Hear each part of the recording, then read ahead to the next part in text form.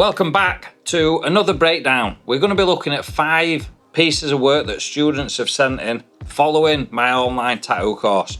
There's loads that you can learn from just visualizing your own work, and that's what we're going to be doing. I'm going to be breaking down these 5 pieces, what's done right, where we can improve, and what type of feedback I'd be sending to these students. This is number 2 of a series, so if you've not already watched number 1, make sure you do so. We're going to put links in the description somewhere. Danico's going to sort that. But let's dive straight in with the first design. So from a distance look, this swallow, it looks really nice. It's more of a traditional piece. Straight away we can see, right, this student, they've got a knack for the shading. The shading looks quite smooth. It's done in a stipple by the look, or no, it's done with the round shader. It does almost look stipply. So there is a few things that we can do to get rid of that. That's the machine and hand speed. But here, see how it looks almost like a grainy texture, almost like the stipple effect. There's ways of running your machine to combat that so it is more gradual. But that being said, these are really nice. Bearing in mind, these have been tattooing weeks to a few months at max. So they're nice blends. Here near the head we can see it's darker and it's getting lighter, and it's a nice gradual blend between the two. So this student, their strong point, there's quite a few areas of the line work that we're going to discuss in a moment, but instantly we can say so much potential. This bit could have been a little bit smoother in my opinion. The way that it's blended, it's a little bit harsh here. Whereas if we look at this, it goes from darker to nothing, and there's not really a harsh line where it finishes. So I'd have said just blend that out just a little bit further and a little bit more gradual, and that's going to make that bit look so much better. There's this little inconsistent area here, and I think it's almost mind-numbing when you get to a bit and you've been doing something, you've been putting your effort in. Just remember, everyone, to take a 5-minute break. Go make yourself a Yorkshire tea and have dunk a few fucking biscuits in, and then come back and look at it, because you're going to have a fresh set of eyes.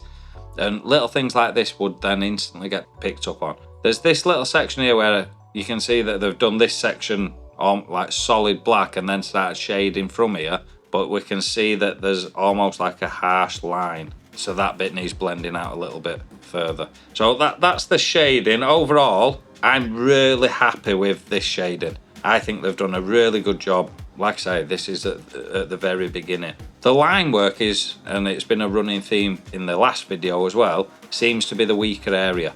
So let's just have a look. We've got this bit where it doesn't actually meet up properly, and there's this wobbly area. I'll just remove them so you can see it a little bit more clearly. We've got this section where there's that blob. I'll just do a bigger circle again so you can see it a little better. So that shouldn't be there. We've got this section where it's wobbly, the line. We've got this where it doesn't quite meet correctly. Then we've got this area where the consistency is just not the same as the rest. The thickness of it, the density of the line is not solid. Now, looking at these, if we look at this section, and this section, and here, I'm going to say that they're doing these lines in multiple passes, and that's why it's inconsistent thicknesses. That's not a depth issue.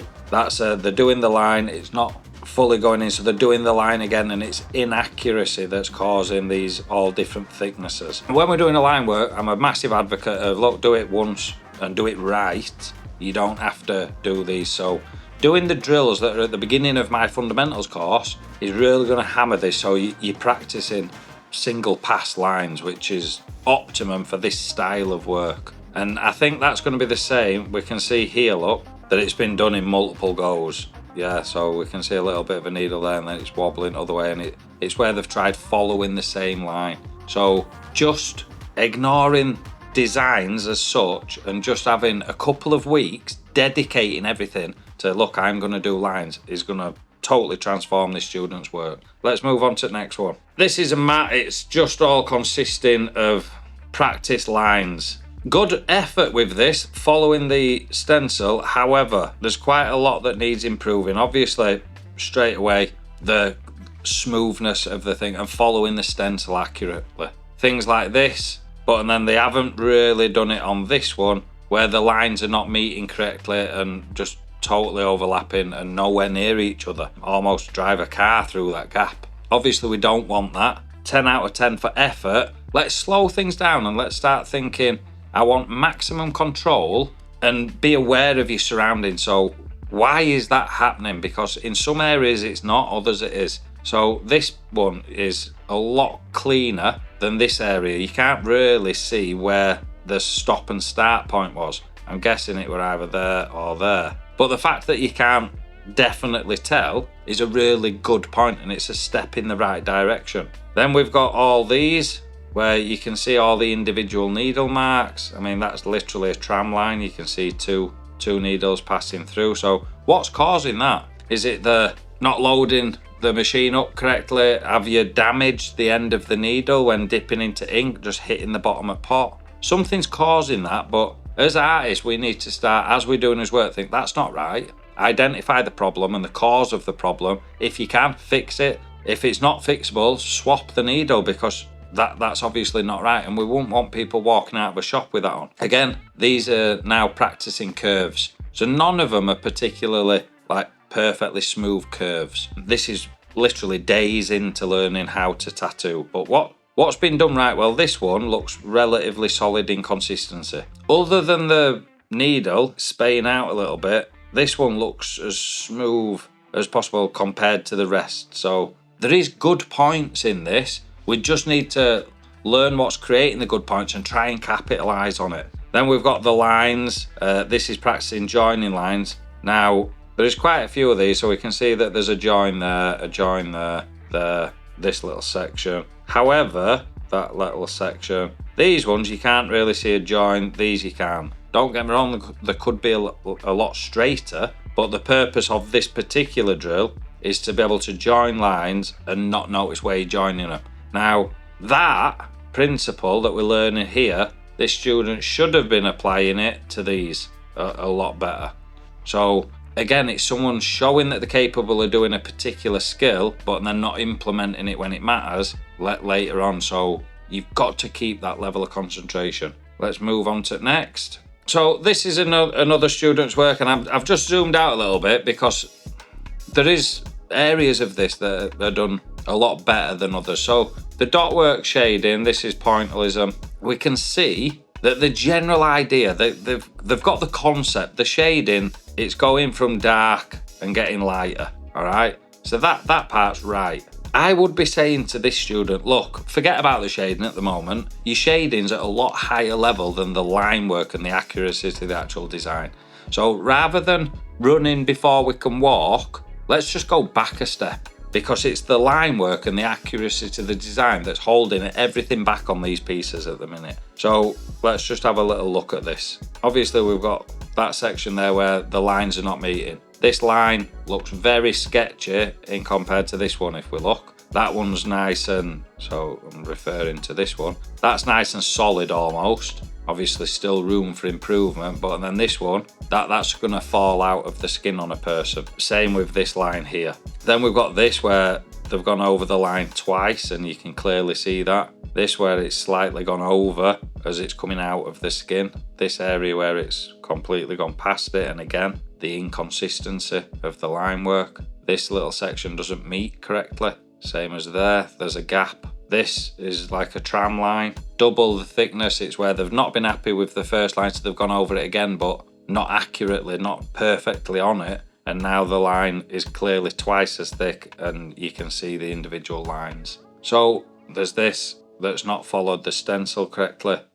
It may sound like I'm just pulling these apart, and I'm not, but we've got to learn to look at the work and say, right, this is what I want to do long term. I'm at the start of my journey. Some bits I'm going to grasp and understand a lot quicker than others, but where should I be putting my focus on? I would be getting in touch with this student and saying, look, I want you to go back to just doing the line work. We need to get them lines up to the rest of your ability. That's going to make the biggest impact right now, so let's put us focus into that. Moving on.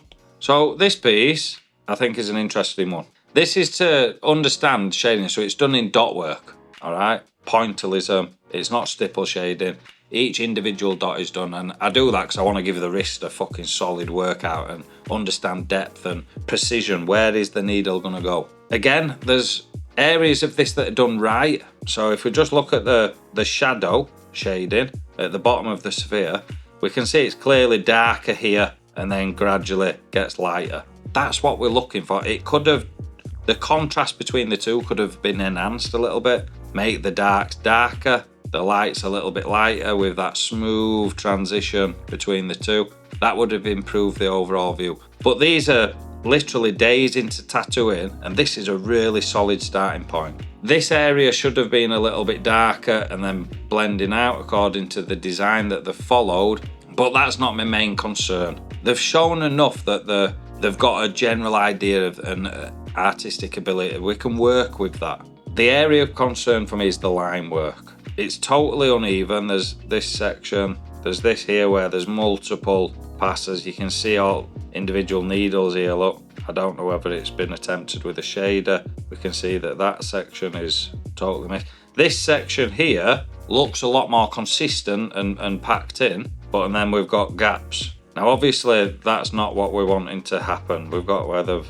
accidentally caught the mat here, I'm guessing. But just in general, look, if we look at this line as a whole, it's far from consistent. So I'd be doing drills, or they've already done drills, but the problem is when people are learning from home, they'll do something and just do one mat of it and then think, right, yeah, I've got that. I'm excited to move on, so they keep going. This isn't a rush, and nobody needs to treat it like that. It's going to take years to become fully proficient, but we're not rushing. We're not aiming to complete all this in 5 days. This is going to take months for some people, and that's absolutely fine, as long as you're looking at the work and you're understanding what's good and where needs to be improved. So if you're wanting to learn how to tattoo, this is the type of feedback that my students are getting. Over 150,000 now have gone through either the Fundamentals or Tattoo Method Pro full course. It's not like any other online course, all right? We take things step by step. You can't just bypass all of the fundamentals and jump straight on and run about like a fucking headless chicken. You're going to send your work in. I'm going to look at it and say, right, this is what's good, this is where you need to improve, and give you like a homework plan to say, keep working on this for a few weeks and then redo it and send it back in. All right, so if that sounds like something that you think could benefit your learning process, there's links somewhere in the description. But moving on to the last one, I really like this one. So this is part of Trash Polka. It's black and grey, but it's got that touch of red, and there's quite a lot. This is a little bit later on in the course, as you can see, with the increase in quality control.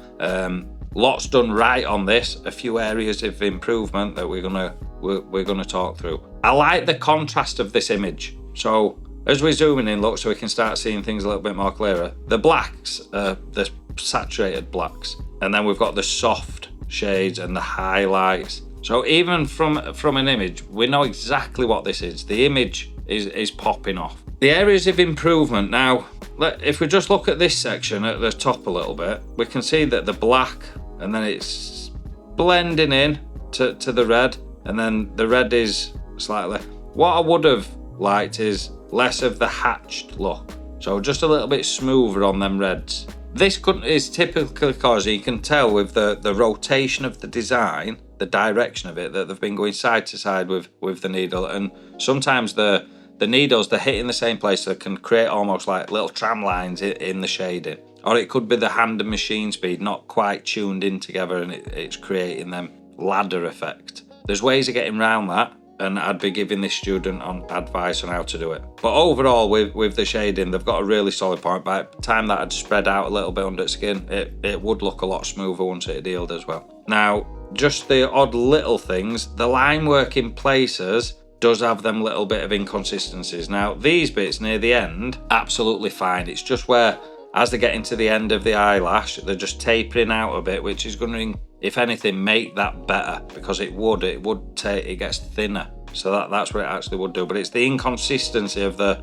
lines itself where I think this student could just be putting a little bit more time. Really fine needle, difficult to do, but I think that's going to make a huge difference. Then there's these lines, so just getting them tapers a little bit more there. There's this little section where it's not quite as smooth. That should be maybe like that. There's the little bits where the shading has just gone past the line. So one of the things that I had like try and push to people is, look, when we're shading, we want to go right up to the line, but also onto it, because and then you don't get that little like halo left next to the line work, that missing gap. but it does run the risk, if you're not careful, of protruding past the line a little bit and then giving you like this sort of effect. And there's little bits down here that we can see from a distance. It's not particularly noticeable, but it's about zoning in on your craft, all right, and finding mistakes. I look at every single one of my tattoos and I can tear my own work apart. So please, I'm not doing this to try and pull anybody down. I'm trying to lift people up by saying, look, really good, but let's think how we can make it better. And any artist out there that stops that process, they start plateauing. The work never improves because they think that the fucking bee's knees and their work is the best. And there's never a room for improvement. It's the best thing since sliced bread. More than often, it's fucking not, and there's always room for improvement. And it's one of the best things that I've noticed, and it was a scary process for me. Over 150,000 people going through. Now all of those people putting in assessments, and I'm having to send feedback back saying, look, this is good, but this is where you need to improve.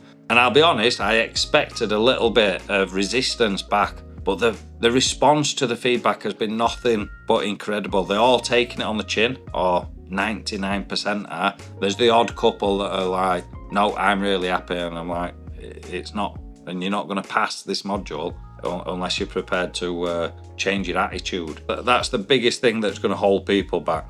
It's usually misguided confidence or not being able to see. So I think that this area down here, this could have been a little bit darker and a little bit of a better blend. But again, that's just me picking it just to try and push this artist that little bit further. But I think overall, and I'm sure you guys will agree, that's a solid piece, all right?